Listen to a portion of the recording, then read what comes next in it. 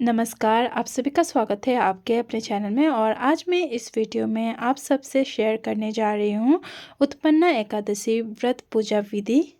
मार्गशीर्ष यानी अगन मास के कृष्ण पक्ष में आने वाली एकादशी के दिन स्वयं एकादशी मैया प्रकट हुई थी। जैसा कि नाम से ही पता चलता है कि उत्पन्ना एकादशी, और इसीलिए इस दिन का विशेष महत्व है। इसीलिए अगर आप भी एकादशी व्रत तो का शुभारंभ करना चाहते हैं तो उत्पन्ना एकादशी करते हैं तो बहुत ही शुभ होता है। एकादशी के दिन सुबह स्नान आदि करके के बाद साफ स्वच्छ वस्त्र पहन के, और आप इस पूजन को अपने घर के मंदिर में भी कर सकते हैं। यदि आपके घर के मंदिर में जगह हो तो, स्पेस ज़्यादा है तो आप कर सकते हैं, या फिर आप अलग से चौकी लगाकर भी इस पूजन को कर सकते हैं। अब हम श्री कृष्ण के बाल स्वरूप को स्नान कराएंगे। तो सबसे पहले आपको एक स्वच्छ बर्तन लेना है। आप थाली भी ले सकते हैं या फिर प्रात भी ले सकते हैं। यहाँ पर मैंने थाली लिया है और इसके अंदर मैं स्वास्तिक का चिन्ह बनाऊंगी, क्योंकि मार्गशीर्ष का महीना है, श्री कृष्ण को अत्यंत प्रिय है।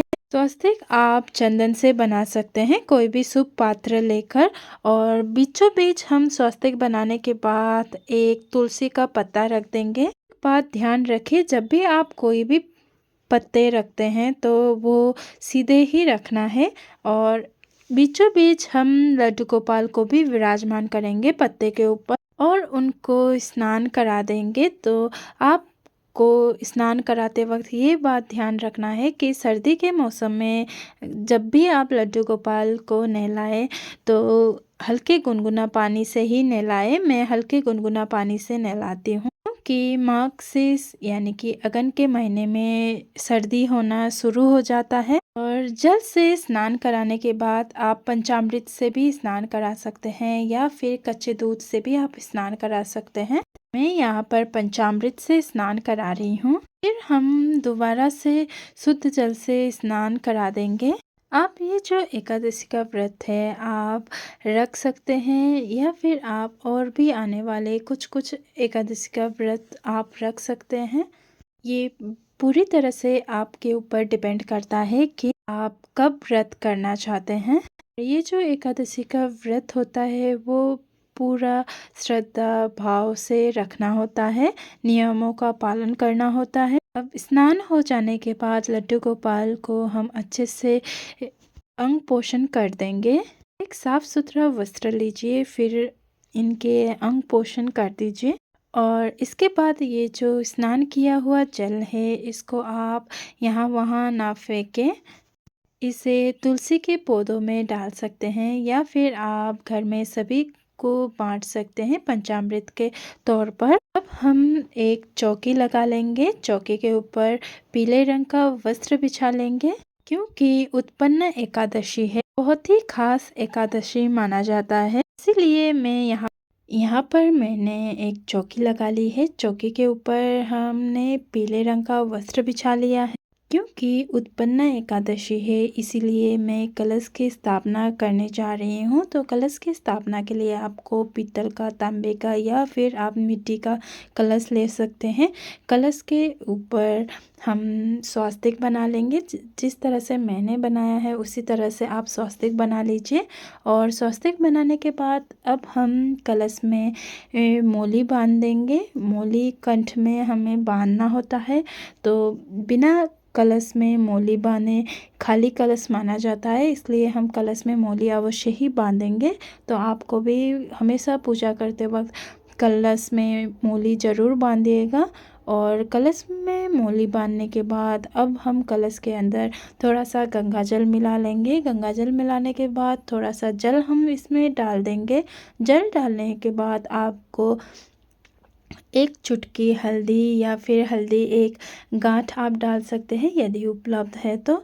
हल्दी पाउडर डालने के बाद अब हम इसमें 1 रुपये का सिक्का, एक सुपारी और थोड़ा सा तिल डाल देंगे। और थोड़ा सा फूलों का पंखुड़ी भी आप डाल सकते हैं या फिर फूल साबुत भी आप डाल सकते हैं। और जहाँ पर आप कलश रख रहे हैं। जैसे मैं कलश रख रही हूँ स्थापना करने के लिए, तो मैं थोड़ा सा तिल का आसन देते हुए अब मैं ये कलश रख दूँगी। तो कलश में हम 5 पल्लव लगा लेंगे। आप अलग अलग वृक्ष का भी लगा सकते हैं या फिर एक ही वृक्ष का आप 5 पत्ते लगा सकते हैं। तो मैंने यहाँ पर अशोका के पत्ते लिए हैं। आपके पास आम के पत्ते मिल जाते हैं तो आप आम के पत्ते लगा लीजिए। मेरे यहाँ पर पास अशोका के पत्ते हैं, अशोका के पत्ते ही उपलब्ध है, तो मैं अशोका के पत्ते लगा रही हूँ। जब भी आप अशोका के पत्ते या आम के पत्ते लगाएं, उनको अच्छे से टीक लें, यानी कि तिलक कर दें। आप रोली से और चंदन से आप तिलक कर सकते हैं। और पल्लव रखने के बाद आपको एक पूर्ण पात्र रखना है, यानी कि एक आपको प्लेट लेना है या फिर सराय लेना है। सराय के ऊपर या प्लेट के ऊपर आपको थोड़े से तिल डाल देना है। तिल डालने के बाद हमें इसको कलश के ऊपर रख देना है। इसके बाद हम चौकी के ऊपर थोड़ा सा अब हम तिल का आसन देते हुए या फिर आपके पास पुष्प है तो पुष्प का आसन देते हुए हम गणेश जी को विराजमान कराएंगे। और इसके बाद हम भगवान विष्णु की तस्वीर या मूर्ति हम विराजमान करेंगे। भगवान विष्णु की तस्वीर आपके पास कोई भी हो, अकेले हो या फिर कोई भी स्वरूप हो, वो आप चौकी पर विराजमान करा सकते हैं। फिर कृष्ण भगवान या फिर लड्डू गोपाल जी की भी पूजन कर सकते हैं, बाल गोपाल का। और यहाँ पर मैंने लड्डू गोपाल जी को भी पोशाक पहना दिया है, सुंदर से वस्त्र पहनाकर सजा दिया है। और लड्डू गोपाल जी को भी हम इसी चौकी पर विराजमान करा देंगे साइड में। अब हमें एक पात्र हमने लिया है कलश के ऊपर रखे हुए, उसके ऊपर हमें शुद्ध देसी घी का दीपक रखकर हमें प्रज्वलित करना है। उसके बाद हमें धूप प्रज्वलित कर पूजा को शुरू करना है। क्योंकि भगवान विष्णु और माता लक्ष्मी को सुगंध अति ही प्रिय है, इसलिए हम धूप प्रज्वलित कर लेते हैं पहले। फिर हमें 1 लोटा जल लेना है और फूलों की मदद से हमें स्नान भाव से जल के छींटे देने हैं। और सभी को अब हम तिलक करेंगे। सबसे पहले गणेश जी को तिलक लगाएंगे, फिर विष्णु भगवान को लगाएंगे, माता लक्ष्मी को रोली से तिलक करेंगे और दीप देव को भी हम तिलक करेंगे। देखिए, वैसे तो किसी भी व्रत का शुभ आरंभ की शुरुआत करनी हो तो आपको शुक्ल पक्ष से करना चाहिए, ये बहुत ही शुभ माना जाता है।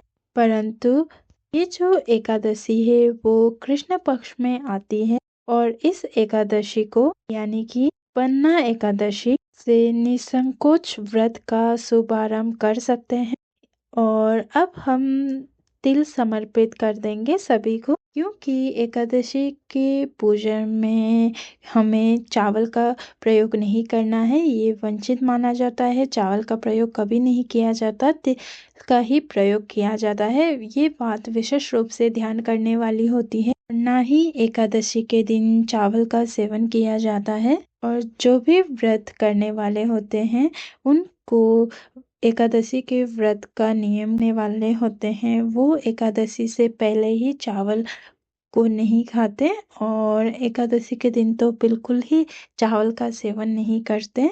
शुद्ध सात्विक आहार ही दशमी के दिन करते हैं, फिर एकादशी का व्रत करते हैं। अब हमें गणपति जी को पुष्प अर्पित करना है। लाल गुलाब या फिर गुड़हल का फूल आपके पास है तो वो आप अर्पित कीजिए, और हो सके तो दूब घास भी आप अर्पित कर सकते हैं यदि संभव हो तो।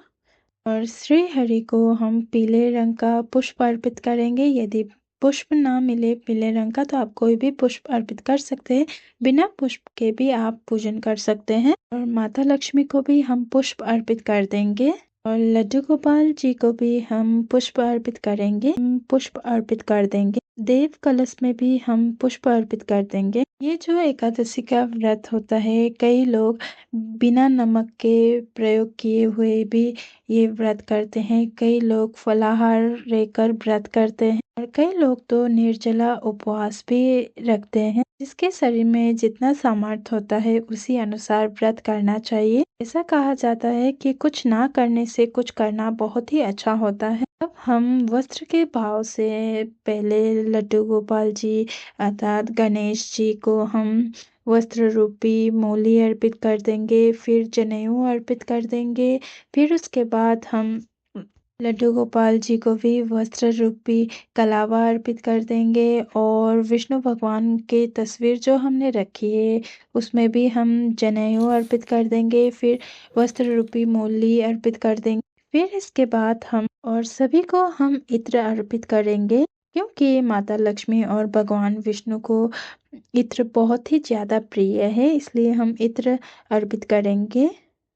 इसके साथ ही हम भगवान विष्णु को तुलसी दल अर्पित करेंगे। एक बात ध्यान रखिए कि तुलसी माता का पत्ते नहीं तोड़े जाते। इस दिन आपको पहले ही तुलसी पत्ते तोड़ लेना होता है। एकादशी के दिन आपको ये काम नहीं करना होता, दशमी के दिन ही आपको रखना होता है। इसके बाद हम भोग अर्पित करेंगे, तो हम गणपति जी को अलग से भोग लगाएंगे। तो नारियल के लड्डू का भोग मैं यहाँ पर लगा रही हूँ। श्री हरि लक्ष्मी माता लड्डू गोपाल को सभी को मैं यहाँ पर भोग अर्पित कर रही हूँ, नारियल के लड्डू का भोग अर्पित कर रही हूँ। इसके बाद हम जो मौसमी फल होता है, जैसे हर वक्त मिलने वाला या इसी मौसम में मिलने वाला फल हम रख देंगे। जो भी आपके पास उपलब्ध हो वो आप रख सकते हैं, जैसे केला, अनार, एप्पल, ये आप भोग में लगा सकते हैं। क्योंकि एकादशी पर फलाहार ही भोग अर्पित करना होता है, इसीलिए हम फलाहार जितना हो सके उतना भोग लगाएंगे। क्योंकि इस व्रत में एक विशेष नियम होता है, अन्न नहीं सेवन किया जाता और अन्न का भोग भी नहीं लगाया जाता। तो भोग लगाने के बाद आपको 1 लोटा जल अवश्य ही अर्पित करना होता है। और भोग लगाने के बाद आपको भोग में सभी भोग जो भी आपने हरि विष्णु और माता लक्ष्मी को भोग लगाया है, लड्डू गोपाल को भोग लगाया है, उसमें आपको तुलसी दल अवश्य ही डालना है और जल के लोटे में भी आपको एक तुलसी दल डालना है। और गणेश जी के भोग में तुलसी दल ना डालें, क्योंकि श्री हरि और लड्डू गोपाल जी बिना तुलसी दल के भोग ग्रहण नहीं करते, इसलिए आपको ये बात ध्यान रखना है। और तुलसी विष्णु भगवान को अर्पित करते हुए मंजरी वाला तुलसी मिले तो आप वो अर्पित करें, ये बहुत ही अच्छा माना जाता है। अब हमें सीधे हाथ में तिल लेकर या फिर पुष्प लेकर एकादशी का मातम है तो आप पढ़ सकते हैं, या फिर एकादशी की व्रत कथा है तो वो आप पढ़िए या फिर सुन सकते हैं। व्रत कथा पढ़ने के बाद या फिर एकादशी के मातम पढ़ने के बाद जो भी आपने हाथ में आपने जो तिल और पुष्प अपने हाथ में लिया है, वो अब हम हरि विष्णु और माता लक्ष्मी के चरणों में हम छोड़ देंगे। इसके बाद अब हम बहुत ही प्रेम पूर्वक आरती उतारेंगे। तो आरती के लिए आप अलग से दीपक प्रज्वलित कर लीजिए या फिर आप कपूर से भी आरती कर सकते हैं। तो मैं यहाँ पर अलग से दीपक प्रज्वलित कर आरती करूँगी। और सबसे पहले हम गणपति जी की यानी कि गणेश जी की आरती करेंगे, फिर श्री हरि विष्णु जी की आरती करेंगे, माता लक्ष्मी की आरती करेंगे और लड्डू गोपाल जी की आरती करेंगे। बहुत ही प्रेम पूर्वक हमें आरती करनी है और कलश देव की भी हमें आरती उतारनी है। सभी की आरती हम प्रेम पूर्वक ही उतारेंगे। इसके साथ ही आपको पारण का समय भी जान लेना होता है, क्योंकि एकादशी के व्रत में पारण का विशेष महत्व होता है। पारण के बाद ही व्रत पूर्ण माना जाता है और एकादशी के अगले दिन आपको पारण करनी होती है। और पारण का शुभ समय आपको अपने एरिया के जगह के हिसाब से ही आपको शुभ समय पता करनी होती है और आप पारण कर सकते हैं समय पता कर कर। अब हम आरती पूर्ण करने के बाद सीधे हाथ चौकी के ऊपर वार देंगे। इस तरह से पूजा का आचमन हो जाता है और इसके बाद हाथ जोड़कर आचमन करने के बाद आपको जितना सामर्थ हो उसी अनुसार आपको दक्षिणा रखना है, क्योंकि दक्षिणा के जो नियम है, दक्षिणा जो होता है हमारे पूजा में रही कमियों को दूर करता है, इसलिए दक्षिणा आपको अवश्य ही अर्पित करना है। दक्षिणा अर्पित करने के बाद हमें हाथ जोड़कर क्षमा याचना करनी है और भगवान से प्रार्थना करनी है। और इस तरह से एकादशी उत्पन्न एकादशी की पूजा पूर्ण होती है और उत्पन्न एकादशी से ही व्रत शुरू करने का विधान माना गया है। आशा करती हूँ आप सबको ये वीडियो पसंद आई होगी। वीडियो अच्छी लगी तो आप सब इस वीडियो को लाइक, शेयर एंड कमेंट अवश्य ही कर दीजिएगा और चैनल को सब्सक्राइब अवश्य ही कर दीजिएगा। मेरे वीडियो देखने के लिए आप सबको बहुत बहुत धन्यवाद।